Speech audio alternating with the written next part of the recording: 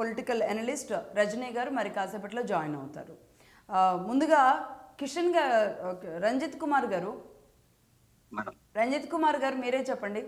అంటే 2 రోజుల నుంచి చూస్తున్నాం, కల్తీ నెయ్యి దగ్గర నుంచి మొదలు పెడితే సరే అంబటి గారు మాట్లాడింది ఎవరు ఉపేక్షించరు, అది పూర్తి ఖండించే అంశం, మేము ఖండిస్తాం.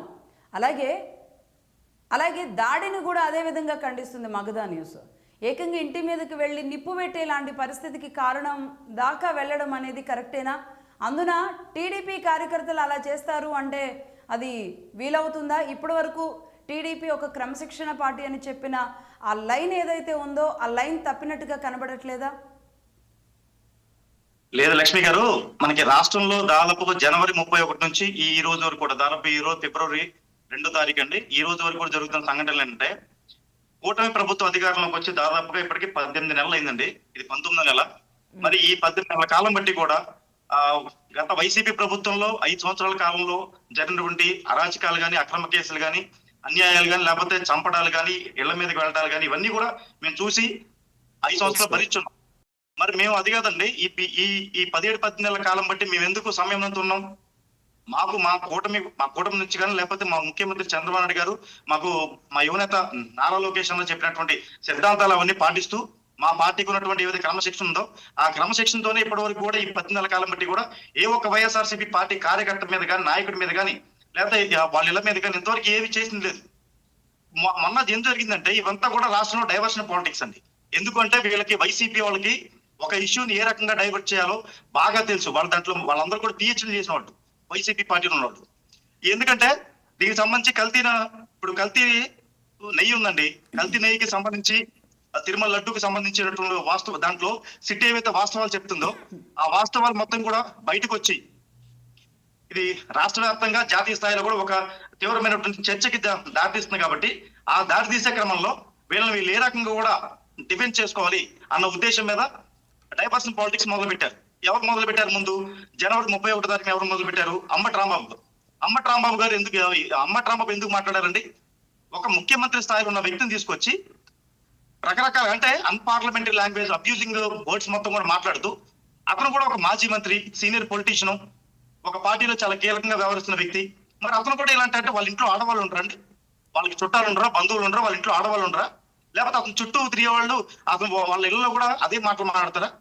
అతను అయిపోయిన తర్వాత, అతని వ్యవహారం అయిపోయిన తర్వాత జోగి రమేష్ ఇప్పటి నుంచే కాదండి, ఎంత వివాదాస్పదమైన వ్యక్తి అంటే, మనకి లాస్ట్ వాళ్ళ వైసీపీ గవర్నమెంట్ ఉన్నప్పుడు 2021లో మరి చంద్రబాబు నాయుడు గారి ఇంటి మీదకి ఉండవల్లిలో చాలా మంది, దాదాపు 800 మంది కార్లు వేసుకొని వచ్చేసి మరి వాళ్ళు ఆ రోజున ఉండవల్లిలో చంద్రబాబు గారి ఇంటి మీదకి దాడి చేయటం, ఆ రోజున ఇష్టం వచ్చినట్టు లోకేష్ గారిని, చంద్రబాబు నాయుడు గారిని, వారి కుటుంబ సభ్యులను మాట్లాడటం, మరి అవి గుర్తురాలేదండి ఆ రోజున.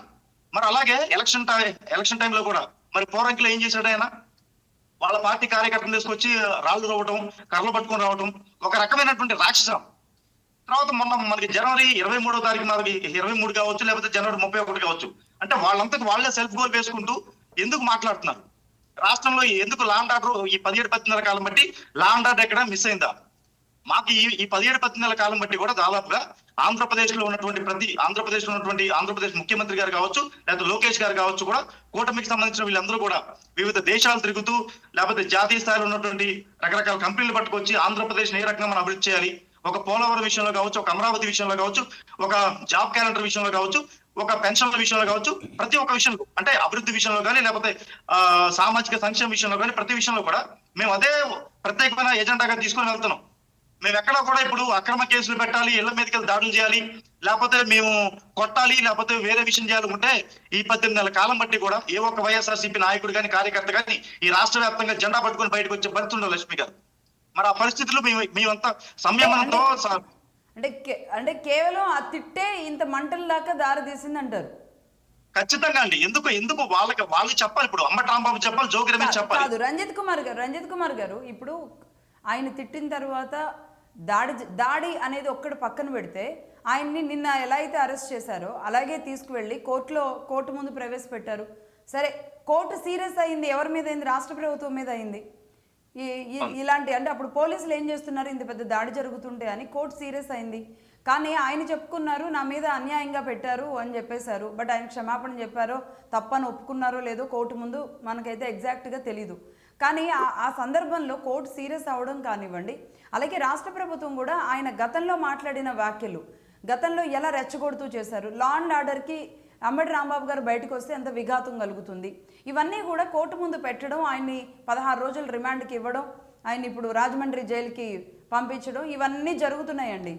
ఇదే పని దాడి చేయకుండా కూడా చేయొచ్చు కదా.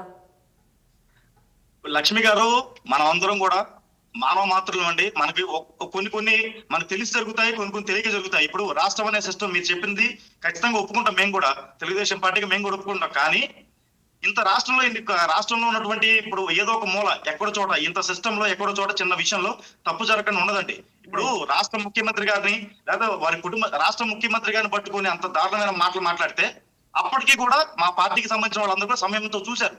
కానీ ఎప్పుడైతే మా తెలుగుదేశం పార్టీకి సంబంధించిన ఒక మహిళా కార్యకర్తని వైఎస్ఆర్సీపీ పార్టీకి సంబంధించిన వాళ్ళందరూ కలిసి కొట్టడం జరిగిందో, ఆమె మీద దాడి చేయడం జరిగిందో, అప్పుడు మాత్రమే స్థానికంగా ఉన్నటువంటి ఎమ్మెల్యే గారు కానీ వీళ్ళందరూ స్పందించి వాళ్ళ ఇంటికి వెళ్ళడం జరిగింది. అది ఆకోవడం కూడా చూడాలి కదండి.